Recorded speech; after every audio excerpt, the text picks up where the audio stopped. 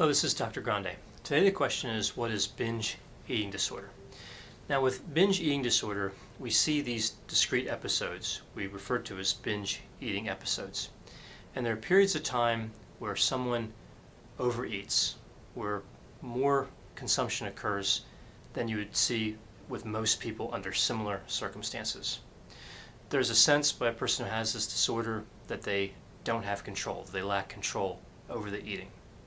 We also see some other features associated with binge eating disorder, like eating alone and eating when not hungry, eating more rapidly than usual, feeling guilty or depressed afterward, and eating when even uncomfortably full.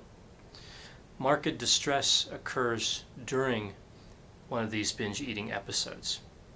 And there are several specifiers for this disorder, and it's based on how many binge eating episodes occur in a week. So there needs to be at least one episode per week for 3 months for the diagnosis. And the specifiers range from mild to moderate, severe, and extreme. Mild would be 1 to 3 times a week, and extreme would be 14 or more times a week.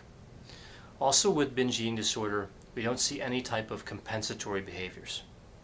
So, what are compensatory behaviors?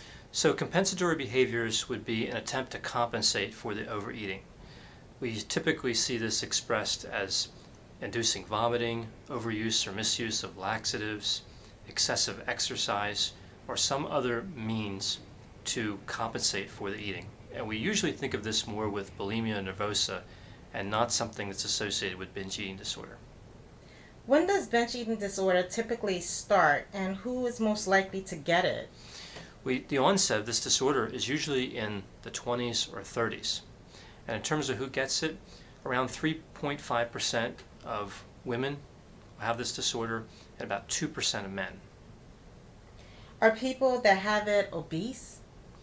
Somebody with binge eating disorder could be of normal weight, overweight, or obese, but this disorder is fairly reliably associated with being overweight or obese. So, why is binge eating disorder problematic?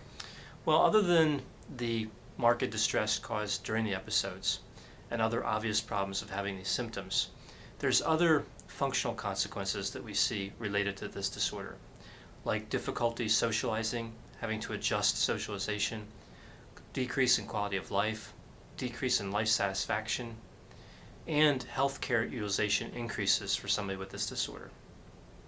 Now, what are the treatment options? There are actually a few different treatment options. One popular treatment technique is acceptance and commitment therapy, which is a type of cognitive behavioral therapy that involves mindfulness. And this has been shown in many cases to reduce the number of binge eating episodes to the point where somebody would be considered in partial remission or even in full remission.